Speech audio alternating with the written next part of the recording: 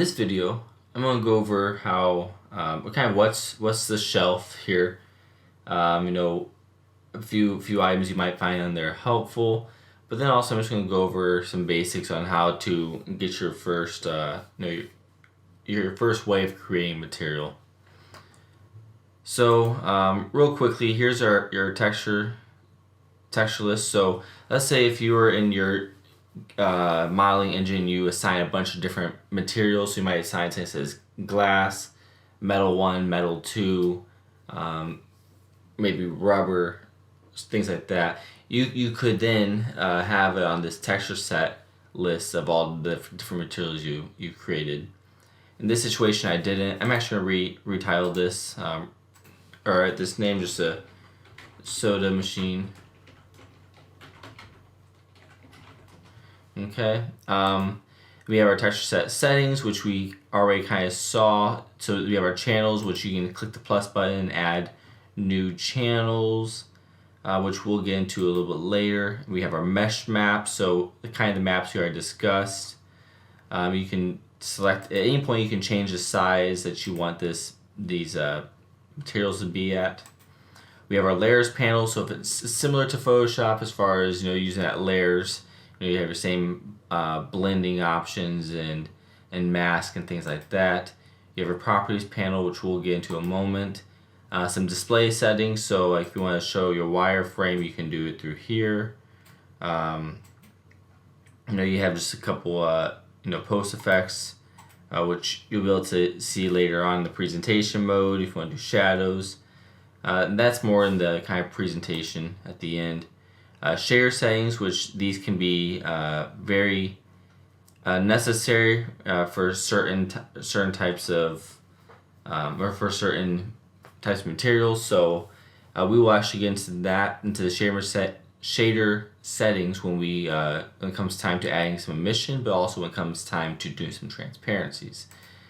So our history and then just our log, which really I don't ever use those. So if you look here, you have your 3D, 2D view. As we see here, here's our 3D, here's our 2D. You have your 3D only view, you have your 2D only view. I usually like to keep this up so you can see both. Then you have different perspectives. If you click on this camera up here, that's actually going to be your rendering.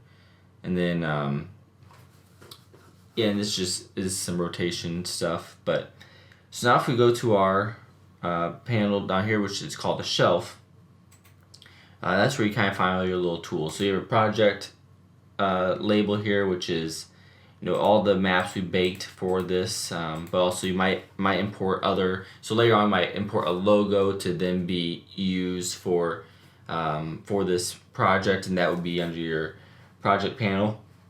So we have our alphas. These also can be used as painting or stamping on logos, or maybe maybe you want to put on some kind of a grunge effect on the glass, for example, or some dirt. We do have some grunge. We have a grunge tab which has all our grunge effects, and the nice thing about these grunge effects is most of them are able to be adjusted. So if you want to have it be a little cleaner grunge versus a little more roughed up grunge, you can affect that there. Procedural. This is some materials that you can adjust. With the parameters and things like that. So these can be really helpful when you're trying to generate, maybe certain types of textures. Which we have our textures, our hard surface, which would be good for stamping if you want to stamp a bolt on there or something like that. This is just kind of the skin tones that you can use. Some filters, plenty of brushes to choose from. Particle effects, which are really great. Let's say if you want to add some kind of a effect to it. Let's say if you want to add a broken glass effect, or saying leaks is really good for when you're trying to kind of create this organic look to some leaking damage that's been done to some metal. And so here's where we're going to find ourselves a lot of times is our materials panel. which has just a lot of different materials to choose from. You have all kinds of metals, plastics. You have some fabrics, concrete, some skin tones, things like that. Then we have our smart materials, which are actually more in depth. They're actually they're kind of a more customized version of the materials. You have a little more parameters to mix up to choose from, and that's where I like to pull from most of the time. Nice thing about smart materials too is that you can. So let's say if you make a material that you really like, what you can do is you can make that into a smart material to be using later on at different projects, which is really helpful. We have our smart mask, which you can drop it onto here and adjust those parameters. Same way you can adjust the textures or smart materials. And a few of these other things. That one's actually a personal or for a different project. But so this will be for like when you're rendering out. You have your environments, so you have a different kind of lightings that you use for your environments, which we'll get to in the rendering portion. So I know it's quite a bit to go over, and I think that as you just kind of the best way to get started is just to start. So let's go ahead and just make our first basic material. So I'm just gonna click add fill layer, and by default it's kind of low gray or light gray. And so you'll see you have your materials. You have your color, metal, roughness, normal, height. If you go to your color, you can change it, to anything you want. And for now, we're just gonna make this nice bright blue, just so that we can see it really easy. And now you have your metal or metallic. So if you put it all the way up, it's gonna be more of a metal look, or if you put it all the way down, it's gonna be not metal at all. So it really kind of has that look between plastic and kind of some kind of metal. You have your roughness, so if you put it all the way to white, it'll be completely matte. So that now this has a completely different than if you were to bring it all the way down to 0, then it looks like it's really just like a shiny plastic here. So roughness is kind of the opposite of metal.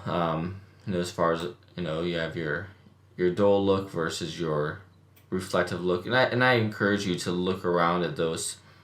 Your normal map, which these normals will be something you can add. So let's say if you want to just add a normal in there, this would be where your normal map. You'll find your normals for this, and then height. With height, you can actually push. You can actually push out or pull or kind of push in your kind of the surface. So for example, let's say if I were to go and I wanted to let's say if I just want to add a mask here. So in this case, let's say if I'm just going to draw a little bit here, right? So let's say I'm just drawing a little bit. Actually, let's see. Okay, so let's say I'm just drawing right here, like so. Now if you get really close to it, you see that it has just that material there. Now what I can do in this situation is, so this is at 0 height. Now if I were to crank the height all the way up, as you see now it's actually looking like it's pushing off. It's actually coming off the material there. So that's what your height's going to do, is it's going to push. So if you push it to the right, it's going to push away from the mesh. If you push it in, it's going to start to push into the mesh. So this is kind of your embossing versus your embossing versus your engraving here. So that's what your height map's going to do. And that can be really helpful. Like, let's say if later on you choose to do, we'll just say, let me remove this. So let's say if, later on you want to have, some kind of circles all over. This would be, you can, this is something you can select that, and then you can find a map that you like.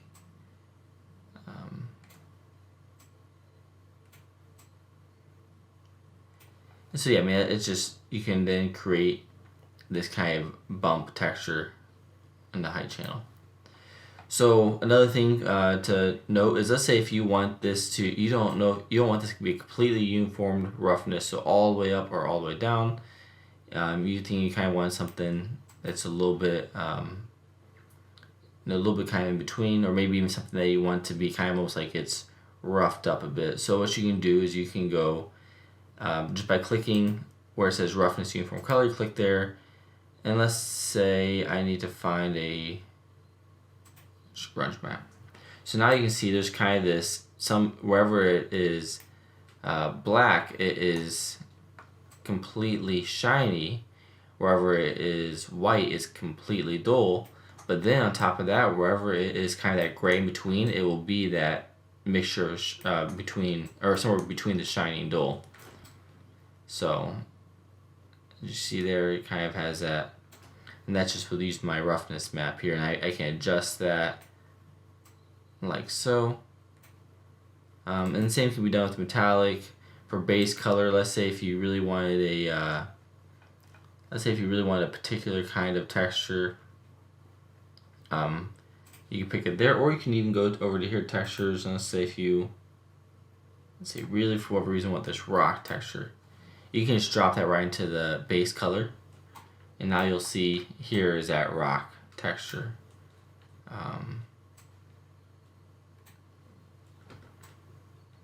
Let's see, yeah, you can just drop those right on top there like that. Okay, so what I want to do here is I just want to we'll start off by creating a just a rubber, this kind of rubber for the cord here. So I want to start off by just making kind of a rubber color. I'm thinking maybe something that is kind of shiny. We want it to have that kind of shiny, almost kind of a little bit of a reflective look. Now that'd be too much. Now that just looks like it's too shiny. So let's go ahead and maybe drop this to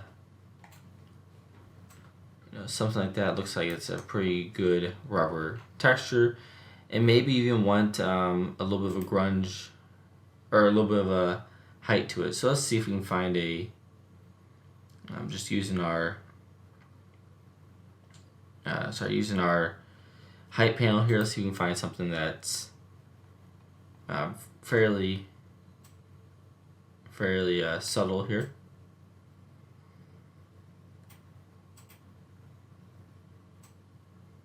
Okay. So I'm just kind of tweaking this a bit.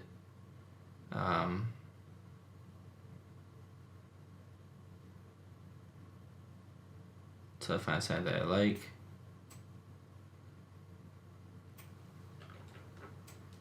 And so a lot of this is just kind of messing around with the parameters and just finding something that kind of suits what you're going for. Okay, I think that looks pretty decent. So and that was just a simple material I made, creating a fill layer. And I went to the properties fill, and then I started to just tweak with with all these, with the color. I assign my color, I have my metal, however I want it, and all these channels. I just kind of adjusted them. So what I'm gonna do next, I'm going to rename this. I'm gonna just call this cord. And I think it's important to rename it something that makes sense, just because it's going to help later on when you're like, oh wait a second, where's that material? You can just quickly look under cord.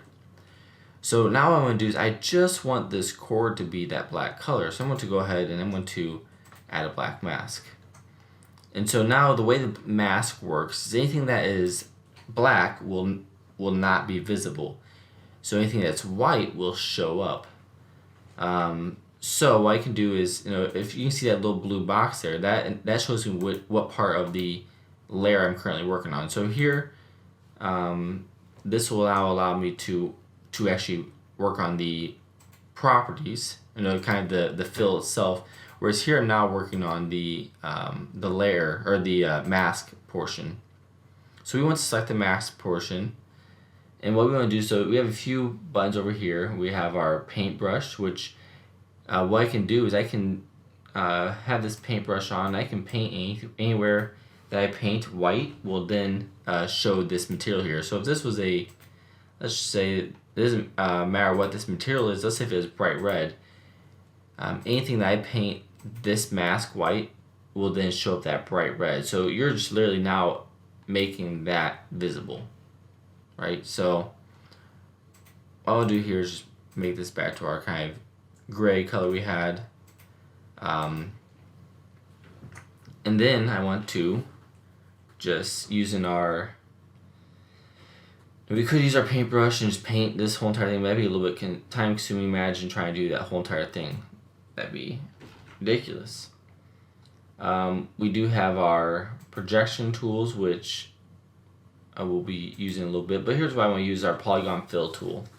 So polygon fill, there's a few ways you can use it. There's what they call, so there's the triangle fill. So what it's going to do is it's going to divide up each one of these polygons and just paint that triangle, as you can see. Now, that's one way of painting. You can just, what you could do is, let's say if you want to select a bunch of triangles like that, that can work. And if that's how you choose, that's fine. You have your polyfill, which is rectangles. Then you have your mesh fill, which you just select it once and it will select the whole entire mesh. So if you recall when we were unwrapping earlier, this is what we ended up with. Anyway, this is how we unwrapped it. It's just this whole entire mesh was one item. So that's another way to do it. And then if you want to, you can also, there's a chunk. So if you recall, I also broke up this. So this will go by UV chunks. So this whole entire thing is one mesh, which is why when you click the mesh fill, this whole thing will fill. Now chunk is just going to go by UV chunk. So, one sec for right, here you go. So what's going to happen is I have a seam there, I have a seam there, and then I have a seam right up there. So that's one way you can do it. Now, personally, I think it should be easiest just to do the whole thing and then select what you don't want. So I actually want this last polygon ring to be not affected, as well as, so I'm just going to drag, I'm going to select the whole thing, and then I'm going to my polygon fill, make sure that this is from white to black, and just drag it across that there. Now if I look around, you will see the whole thing now is not painted, and only thing that's painted is this chord. So that's just kind of how to create your own materials, just kind of on the fly. In the next video, I will show you how we're going to utilize smart materials and just other materials in general. So yeah, that'll be in our next video.